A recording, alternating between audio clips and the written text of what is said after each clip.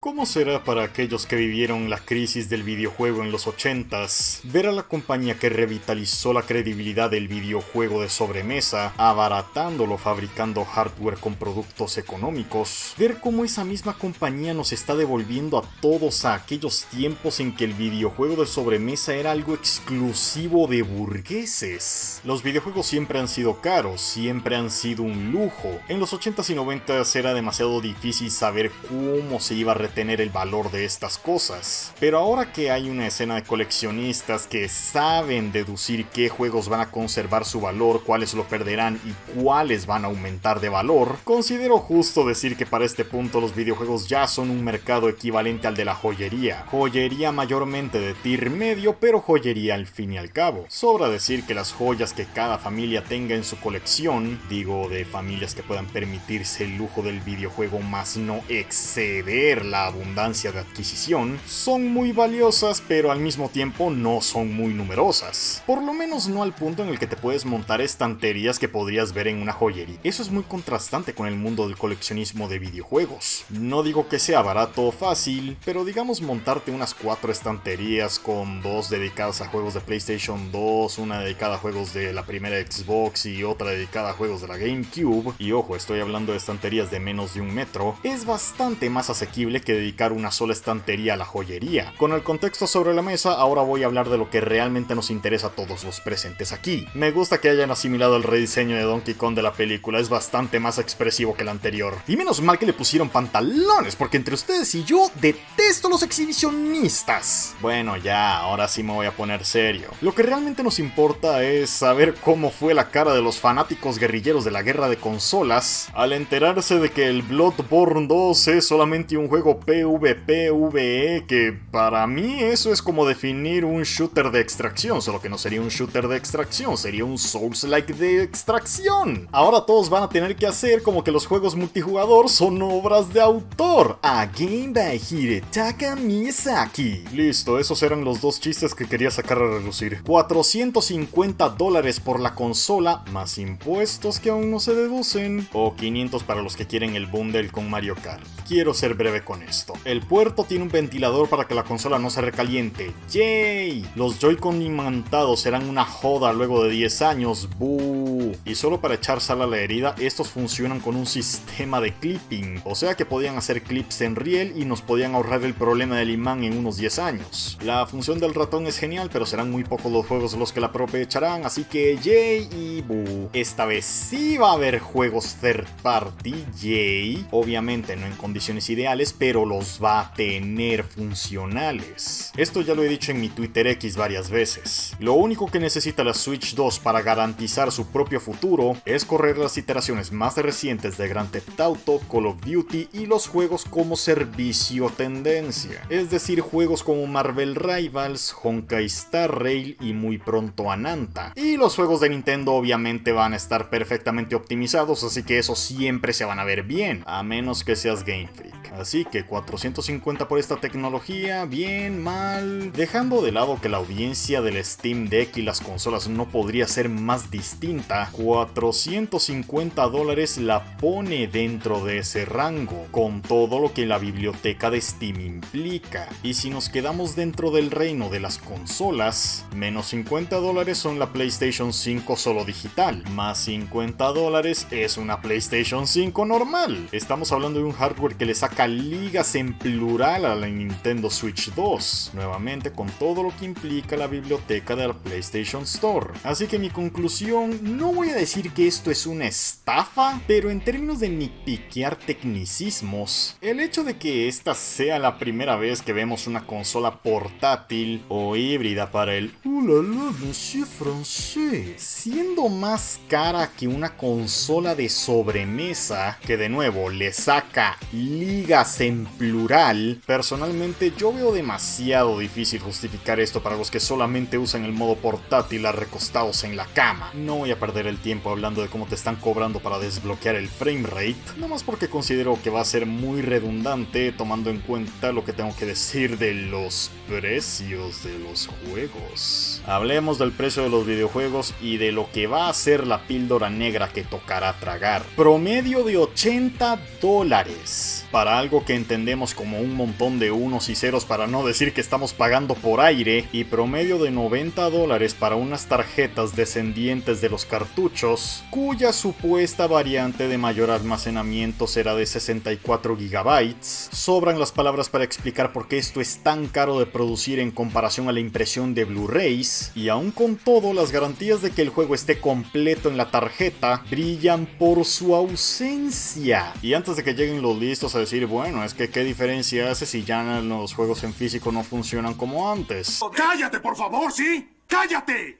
Entiendo lo que dices. Pero como el coleccionista que soy, puedo decirte que juegos como Wolfenstein The New Order o Transformers Devastation nunca avanzaron del 1.0, es decir, son juegos vírgenes de actualizaciones. Bloodborne y Prince of Persia The Lost Crown son platinables en el 1.0, y los códigos que recibe la prensa para subir reseñas son el 1.0. Básicamente, la Nintendo Switch 2 podría ser un artefacto únicamente digital, y la única diferencia notable es que los padres no les van a poder comprar a los niños un videojuego cuando pasen cerca de la tienda multimedia, lo cual no hace mucha diferencia porque el margen de $80-90 ya está dentro de la joyería de tier medio. Incluso si en 2 o 3 años sacaran una Nintendo Switch 2 Lite y nos ponemos en el modo optimista de $300, no quita el hecho de que los videojuegos a 80-90 tacos siguen siendo el punto de quiebre. Señores, aquí ya no hay donde perderse. La NES revitalizó el interés por el videojuego de sobremesa porque abarató los precios. La primera Sony PlayStation llevó el videojuego a los jóvenes adultos porque abarató los precios. Y hoy en día los videojuegos mueven más dinero que el cine y la música combinados, porque si vienes con el tecnicismo de los juegos como servicio free to play, el hecho es que incluso en menor medida siguen siendo accesibles a la clase trabajadora. Y vale, yo reconozco que esto no me importaría tanto si lo hicieran otros, porque con los otros ya tenemos el precedente de que sus juegos eventualmente son puestos en ofertas, luego cortan el precio de forma permanente y luego se ponen en oferta después de haber sido cortados con el precio de forma permanente. Pero como los juegos de Nintendo son always green, entonces eso nunca ocurre. De modo que la única conclusión a la que se puede llegar es a esa en la que simplemente todos asimilamos que Nintendo ha hecho que el hobby vuelva a ser algo exclusivo de burgueses, o por lo menos su forma del hobby con su visión de lo que es el videojuego. Incluso me cuestiono hasta qué punto Nintendo es autoconsciente de que aún con toda la verborrea del always green y nunca bajar el precio de los videojuegos, en lo que se refiere a la primera impresión siguen siendo los que tienen el precio más bajo, de modo que su factor diferenciador, además del hecho de que es una consola híbrida, es que son la alternativa más asequible para ingresar al videojuego. Y digo la alternativa más asequible sin tener que quebrarse la cabeza aunque sea un minuto en googlear. Sí, persona que está viendo este video, así de desentendido son los normies de todo lo que está ocurriendo en YouTube o Twitter. Por cierto, ¿alguien más ha denotado lo congruente que es esta subida de precios con la crisis de los 80s? Mundo bilateral, guerras proxies, Unión Soviética, pero esta vez da la impresión de que Rusia y China van a ganar y por goleada. Está de más decir que los juegos que hace China son populares fuera de China y que los juegos en Occidente casualmente son no muy buenos hoy en día. O sea, vamos, que no podemos competir contra China haciendo videojuegos porque simplemente apestamos haciendo videojuegos. Ah, sí, y a los asiáticos no les gustan los juegos hechos en Occidente. O sea, sí, China bloquea muchas cosas, pero incluso en esa sigue habiendo una noción cultural por apoyar lo que está hecho dentro del país y percibir con rechazo o incluso desarrollar un disgusto natural por todo lo que está hecho fuera del país. De modo que el videojuego occidental está geográficamente limitado por de facto y el oriental no. Lo peor de todo esto es que más allá de lo que puede entrever mi tono con el que hago este vídeo para poder entretenerlos a ustedes, la reacción que yo tuve cuando me enteré de todo esto, porque ni de chiste voy a madrugar para ver estas cosas en vivo, fue una de aceptación. Y no digo aceptación en el sentido de bueno, es lo que es, más bien aceptación en plan, bueno,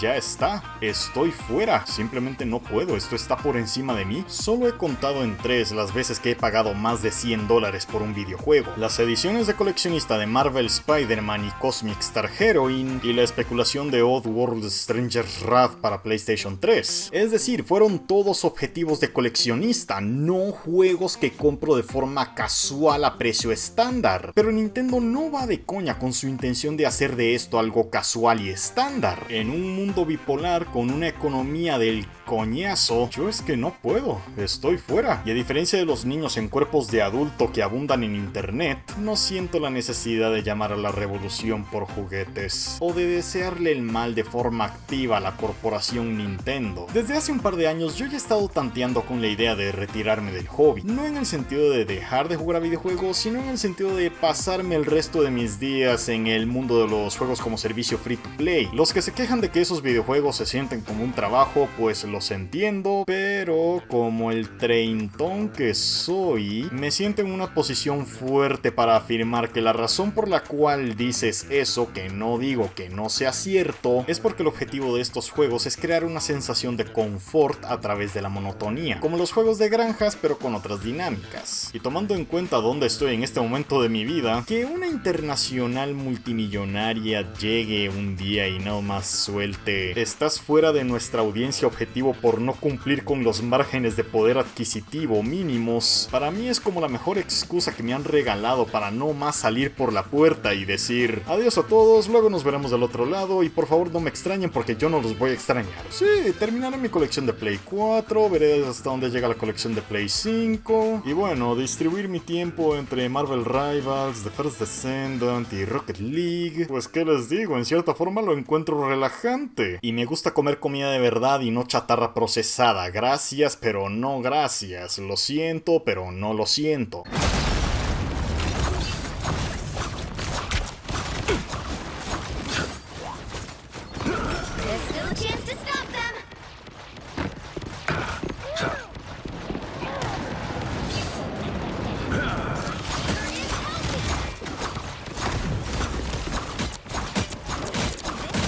Get up. I'm not done. Strike like a star! Double KO! Only 60 seconds left. No applause?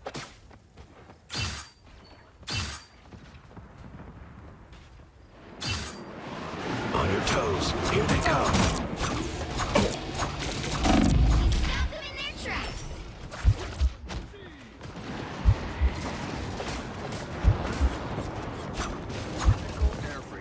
Was getting kind of worried there. Hero work ain't easy. Down to 30 seconds. Surrender your strength. Stay strong. It's almost over. We are undefeatable! Fighters, this should be easy. The moon haunts you!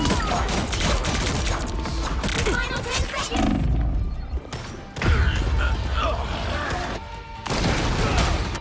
Don't mess with the amazing Spider-Man! You'll have to keep fighting until we have a winner. Come on, Khonshu. Let me rest.